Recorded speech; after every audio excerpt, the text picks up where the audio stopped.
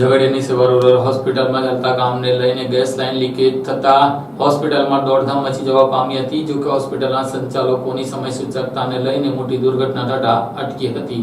ઝઘડિયા તાલુકામાં આવેલ સેવા રૂરલ હોસ્પિટલમાં ચાલી રહેલ કન્સ્ટ્રક્શનની કામગીરી વેળાએ અચાનક ગેસ લાઇન લીકેજ થતા દોડધામ મચી ગઈ હતી. હોસ્પિટલમાં સ્ટાફે તાત્કાલિક સલામતીના ભાગરૂપે વોર્ડના દર્દીઓને બહાર ખસેડ્યા હતા. ત્યારબાદ ગેસ પુરવઠો બંધ કરી લીકેજ બંધ કરાયું હતું. ઝઘડિયામાં સેવા રૂરલ હોસ્પિટલ આવેલ છે, જેમાં તેમની નવી બિલ્ડિંગની કામગીરી શરૂ છે. આજ રોજ જેસીબી મશીન વડે કામગીરી કરતી વખતે અને ખાડો ખોદતી વેળાએ મશીનનો પાવડો ગુજરાત ગેસ લાઇનમાં વાગી જતા ગેસ લાઇન લીકેજ શરૂ થયો હતો, જેના કારણે લોકોમાં દોડધામ મચી ગઈ હતી. આ સમયે સેવા રૂરલ હોસ્પિટલના સંચાલકો અને સ્ટાફે દર્દીઓને સલામતીના ભાગરૂપે તાત્કાલિક હોસ્પિટલના તમામ દર્દીઓને બહાર કાઢી લેવામાં આવ્યા હતા. તાજેતરમાં જ રાજકોટમાં ગેમ ઝોનમાં બનેલા આગ લાગવાની ઘટનાને પગલે તંત્રથી લઈને હોસ્પિટલના સંચાલકો પણ સતર્ક બન્યા હતા, કારણ કે સામાન્ય ગફલત વચ્ચે આ અકસ્માત આગ ફાટી નીકળવાની પણ શક્યતા રહેલ હતી. આ અંગેની જાણ ગુજરાત ગેસ કંપનીના અધિકારીઓને કરવામાં આવતા તેઓની ટીમ